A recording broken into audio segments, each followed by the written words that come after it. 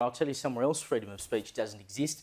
That is Canada, where they are introducing laws that will make it a criminal offence to offend or discriminate against someone on the basis of their race. But what do you reckon the penalty is? You know, a $200 fine or a slap over the wrist or 30 days in the clink? No, life imprisonment. I'm not joking. They're going to lock you up for life if you commit some form of racial discrimination. Have a listen to this walkthrough of this legislation and what it actually means.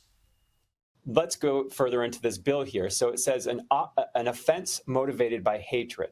So if someone does something and they find it's motivated by hatred, this is what it says. Everyone who commits an offence under this act or any other act of Parliament, if the commission of the offence is motivated by hatred based on race, national or ethnic origin, language, color, religion, sex, age, mental or physical disability, sexual orientation, or gender identity or expression, is guilty of an indictable offence and liable to imprisonment for life. The only other thing you get imprisonment for life for pretty much in Canada is murder. Same as murder now. Just incredible. And by the way, if you snitch on someone that you think has been breaking this outrageous law, you're up for a 20 grand payout from the Canadian government.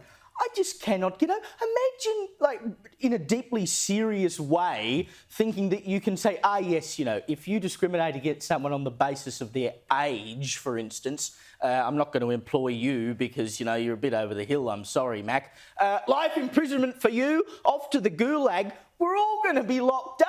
It's going to be like one big party in there. How can they possibly have enough prison space to serve out that many life terms? Good Lord, the three of us would be locked up every single night for life if this was the case in Australia.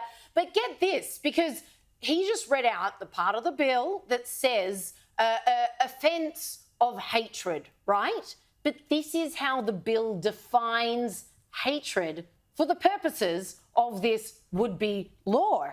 Hatred means the emotion that involves detestation or vilification and that is stronger than disdain or dislike.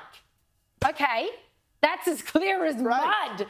I mean, so as long as I can somehow prove that whatever you committed under that massively long, ambiguous trail of my sexual identity, my racial identity, my religious identity, my blah, blah, blah, blah, blah, was stronger than disdain or dislike and was involved detestation or vilification, you're in the clinker for life. So you will have prosecutors probing the emotions of suspected criminals. We're trying to legislate an emotion. And your defence, as you point out, will be, no, I don't detest them, I just disdain them. Yeah, exactly. I'm not vilifying them, I just dislike them intensely. You know, which is what I used to say to my mum as a kid. She'd say, James, it's not good to hate people. I say, I don't hate them, I just dislike them intensely. And somehow that got me off. Well, the lesson is well learned. I'd be fine in Canada. But also in this bill, you can report someone for a pre-crime. Yeah. So if you have a strong feeling that they might hate you, that they might be going to commit one of these things,